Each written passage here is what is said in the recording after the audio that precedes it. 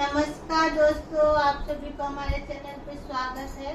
आज हम लोग शादी विवाह में नाच गाना होता है, नाच का गीत है, बहुत सुंदर गीत है। सुनिए, अच्छा लगेगा। अच्छा लगे तो लाइक करिए, शेयर करिए, सब्सक्राइब करिए, कमेंट करिए। आप लोग कमेंट करते तो अच्छा लगता है। अब हम लोग शुरू करते हैं।